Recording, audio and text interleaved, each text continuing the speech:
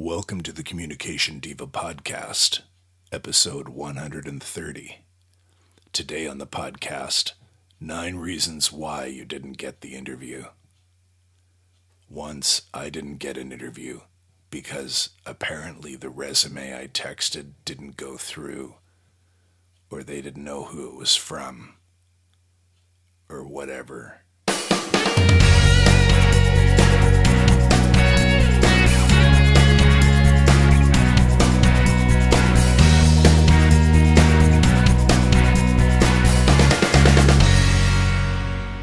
Hey, this is Jen, and welcome to the Communication Diva Podcast, where I help you to get the job, to love your work, and to advance your career through better and more effective communication. I want to invite you to our new Facebook group that's going on. It's called the Diva Community, and if you search that on Facebook, you can ask to join. And there are some pretty awesome people in there already, and I would love to have more of you jump in. So check that out and come and join the conversation there. I've been working on the interview skills course I'm creating, and there are all sorts of things to think about every time I turn around. And one of the questions that I came up with recently was what I thought was a really good one, and one that can, in many cases, be prevented. And the question is, why didn't I even get an interview? In my Resume Secrets course, I do cover some of the reasons why, if you do or don't do certain things in your resume, you might not get called in. But there are other reasons as well, and I thought I would talk about some of those today. Now, of course, there are some reasons that are entirely beyond your control that would be valid reasons why you didn't get called.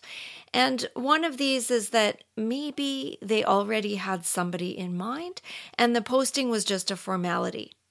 And that happens. And honestly, there is no way for you to know that unless you know someone in the organization, or maybe you are applying within the organization and you know the situation already. I'm dropping things here in the background.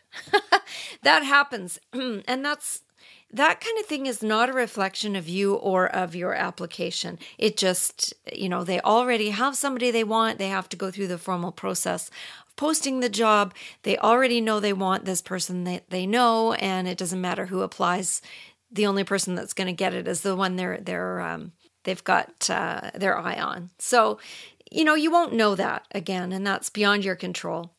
Another reason is that sometimes there are hundreds and hundreds and hundreds of applicants, and there are more people with top-notch qualifications than they can even look at. If it's a super popular place to work and everyone and their dog is applying, your chances might not be very high, although you never know. And again, you have little control over the numbers game and can only do your utmost best. Which brings me to the 9 reasons you didn't get the interview. Now, there are more than 9, but these are the 9 top reasons. And unlike the first 2 examples I gave you, these reasons are all within your control. So let's take a look. Number 1 is missing keywords. In today's world of online applications, applicant tracking systems often are the first to scan your resume. It's like a robotic thing. It's a computer system, computer program. And if the keywords and phrases of that the program is searching for don't show up, no human being will ever see the resume to begin with. So it's really important that if you are applying and it's an online system, then you need to include keywords. And you can take your hint from the job posting, and you can be sure to include the name of the role as well. So make sure that if you're applying for,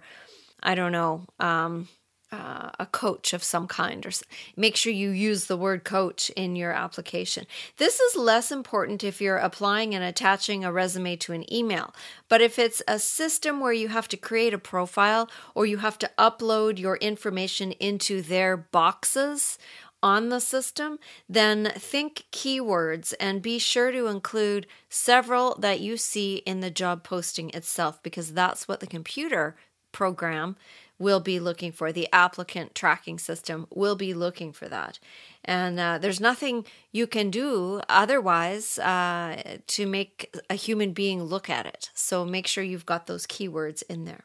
Number 2 is things don't open.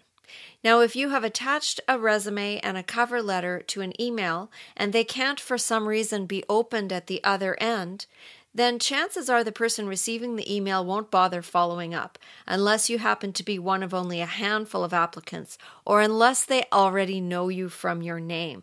They're not going to bother going through the trouble of emailing you and asking you to resend it, etc., if they've got 15 other people that have applications that they can actually open. So make sure when you are attaching documents that they're in formats that can be opened across a range of computer programs. And I recommend PDF attachments so that your formatting is retained, so that things don't get all messed around from your pretty resume that you've organized. And so that they can open it. Most computers will be able to open PDF documents. The other thing that happens sometimes when you're in a hurry, and I've done this, thankfully I've never done it with a job application, but I've done it before in other circumstances, is that you might forget to actually attach the documents before hitting send or submit. So make sure that your attachments, all of them, are indeed attached and that they can be opened. So if you're using a different version or a different year, or you're using Pages and you're sending it to somebody who might not have a Mac, these can be problems. So make sure again that you've got it in a format that can indeed be opened and that you attach it. And if you make your application extra work for the person at the other end, chances are you're sabotaging yourself. So if things don't open, that could be a reason why you didn't get the resume or the interview. Number 3, maybe the reason you didn't get the interview is you didn't follow directions. Some job submission instructions are detailed and involve several steps, and there are several things the receiving end wants you to do. If you fail to do all of the things, if you don't follow the directions to the letter, then you will be weeded out before your stuff ever gets looked at. So remember, these are busy people, and typically these are busy people with multiple applications to look through. And if you can't seem to follow application instructions, you're going to appear to not be able to follow any instructions, which is harsh. But then perception is 90% reality. Everything you do is a communication. And so failing to follow all of the directions communicates that you can't follow all of the directions, even if that's not true in general. So take time, read the instructions carefully a few times, check and double check to see before submitting that you have done everything required of you. And you will eliminate that reason for not getting an interview. Number 4 is you didn't make it personal. It is entirely possible to figure out, using the wonders of technology, who you are submitting your information to. And this is especially key with the cover letter. The old "to whom it may concern" is okay if you truly cannot figure out a name. If it's a huge organization and there's just so many people you have no idea who you're sending to. But it is far better to take the time to do your research and include the name of the person who will be reviewing your application material. You might have to pick up the phone if you can't find it online, and that works too. You can even ask the person answering who you would address an application to. And if you absolutely can't find out, then leave it with "to whom it may concern." But most of the time you're going to be able to find out and make it a little bit more personal. And I'm talking about the cover letter or the email that you're sending along with the attached resume. Maybe the reason you didn't get the interview is you spelled something wrong, or you used terrible grammar, or you forgot how to punctuate. Now, even though these mistakes may be perfectly innocent, what it communicates again is sloppiness and lack of care. And there's no reason at all, with all of the programs that are out there, for you to submit things that are not proofread. There's no reason at all for not submitting a proofread set of application materials. Your cover letter and your resume and whatever else they want submitted needs to be clean and without error. If you rush, you might miss that proofreading step. But that's a real gamble. A misspelled word can most definitely make the difference between your file being chosen to move to the next stage and someone else's file being chosen instead. And if you can easily get someone to be that extra set of eyes to look it over for you before sending it, then do that. Or put it through a spell checker application. But those don't always catch certain things. They don't catch jargon. They don't catch names. Sometimes they don't catch mistakes. They don't catch every mistake. So usually another set of eyes is the best option, because sometimes, I get used to seeing things and I miss stuff because I've read my stuff over 15 times already. And so to elicit the help of a friend and have it looked over by at least one other person can make a big, big difference. All right, number 6, maybe you didn't get the interview because you named too high of a salary for the position posted. And this comes back again to your research. Make sure when you list expected salary that you are at least in the range of what people are being paid in the industry. You can search that information online, and you can also dig a little deeper into the job posting, because sometimes salaries are listed. Stay within the range, because if you are way out of line either way, they're not going to bother, especially if there are dozens more people who are within the right range. Undercutting yourself drastically is also not a good move, because you're either going to look desperate or you're going to look uninformed. And again, it's perception. That might not be true at all. But if you haven't done the careful research before you submit this information, then you might be doing yourself a disservice and you may not end up getting called in. So do some research, find out what is typical, and aim for somewhere in that range. You can aim for mid-range and negotiate higher. You can aim for higher in the range, and might get talked down a little bit. Who knows? But start at least within the salary range of what is typical, so that you're not eliminated before you even begin. Number 7.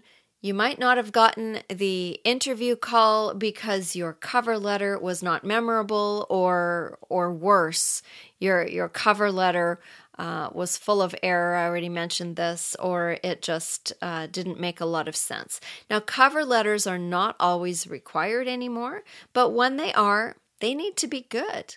A cover letter needs to convey a little bit more about who you are than your resume possibly can. A little more is the operative phrase here. You don't want to write pages and pages and pages, because again, recruiters don't have time for that. You need to be clear, concise, to the point, and somewhat interesting. This is your chance to add a little bit about what you care about, why you want to join this company, how your skills and experience will fit what they are looking for. Because remember, it's about what they need more than it is about what you need. It's about, I'm going to say that again, it's about what they need and how you will solve a problem for them more than it is about what you need. Your cover letter can't have any spelling or grammatical mistakes. Try to address it to somebody specific again in the company if you can. And this is definitely a document that you want someone else in your life to take a look at in advance to make sure that it will work. If you decide to sign up for the Resume Secrets Plus course that I offer at communicationdiva.com, the plus part is where I will look over your resume, and I can do cover letters too. I can look over your cover letter and give you some suggestions and advise you on how to make it more interesting. So that's one option in that particular course. Otherwise, find somebody that you know and trust who can do that for you. Somebody who's a good speller and who's good at grammar. All right, number 8, maybe you didn't get the interview because you didn't tailor your submission material. You sent out generic resumes and generic cover letters that didn't address the specific jobs you applied for. And guess what? They can tell. If your application seems random, if there are no keywords or words that reflect the job posting, if none of your experience highlights the skills they are looking for, then you lose out. So make sure you adjust each submission to fit what the posting is looking for every single time. Even if you're applying in the same exact industry, the idea is that you and all your skills are solving a problem that they have. So be that solution. Don't make things up. You need to be honest here, but you can emphasize certain aspects of your education and your work experience to fit what each company or organization is seeking. And you can find out a little bit more about the character of the company, what's important to the company. Look at their mission statement, look at their values, and see if what you've got will align with that. Because if you don't bother and you send out blanket resumes hoping that one is going to land, you're wasting a lot of time. And the lack of care will be quite evident and will likely result in no interview. So, again, make sure that you've read all the materials, you've read the job posting, and do take that time. Right? I know that you're in a hurry to get the job, but you're going to be a lot more likely to get called for an interview if you take this time now. Yeah, it's work, and yeah, it's time, but it's worth it in the end. And number 9 is maybe you didn't get the interview because you don't qualify for the job that you're applying for. When I was scanning resumes to sort them out in one of the jobs that I was doing in an HR department, I was told by the recruiter that I was helping to look for 3 things. And I can't recall right now what they exactly were for the job posting that I have in mind, but they were quite specific, and they were something like this: at least 1 year of education in the industry, at least 3 years experience, and some volunteer experience. And that piece was really important for the particular job that I was scanning for. So I scanned resumes, and I scanned lots and lots and lots of resumes for those 3 things. And if any one of those 3 things was missing, the resume went into the no pile. So those 3 things, by the way, were listed in the job posting. They weren't a secret or a surprise. If someone applied for the job and didn't have those 3 things, or had them maybe, but they weren't listed in an evident, obvious way, then they were wasting their time, even though they might have been really nice people and people who are willing to learn. So if you don't have the qualifications asked for, really, what is the point in applying for that job? If you're working on one of the items, say, for example, you don't have a full year of training yet, but maybe they want you to have 1 year of training, and you are partway through taking a course to get that training.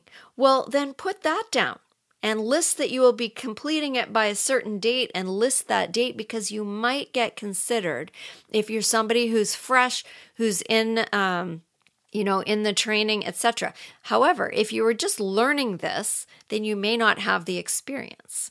And so you might be eliminated that way. But if you were somebody who did the experienced this and learned on the job kind of thing, and then decided to go and get training, which happens in a lot of industries, then go and decide to get the training, well, then list that information and you might get considered. But if you're missing one or more of the key qualifications, then the reason you didn't get the interview is likely that you aren't a match. So when you're searching for jobs to apply, make sure that you're trying to match yourself, your skills, your experience, your volunteer work, any experience that you've had and training that you've had with what they are looking for, or else probably it's going to end up in the no pile. So those are 9 of the reasons why you likely didn't get the interview. Now, again, there are reasons that are well beyond your control, but these 9 are definitely in your control. And you can avoid not being invited for an interview by avoiding these mistakes. In all of these things, my suggestion is to take your time. This is the big thing. Take care in your material, in how you submit it, in making sure that what you apply for is a match, that you are tailoring everything to fit that, and that you will save, you're going to save so much time and energy and worry and wondering in the end if you do that, so that the effort is well worth it. Well, that's all I've got for you now. If you have any other tips, please share them in the comments section. Jump into the Diva Community Facebook page. Sign up for the free 5-day Jumpstart Your Job Search Challenge. If you haven't, you can come over to Communication Diva and you can click on the link there. I'm also on Instagram under Communication Diva, and a link to the 5-day challenge is there in the bio. It's on Twitter at JENN Swanson and the number 2, and on Facebook. So you can come and find me wherever on social media. And please share this episode with a job seeker that you know, because people might be unknowingly sabotaging themselves in their job search. And I'd really like to help people get more focused and get more clear and be successful. That's the whole thing I'm trying to do here. Well, it's dance and piano recital season, and there's lots going on in the family, so I'm going to sign off. Until next time, this is Jen Swanson wishing you much success in your job search.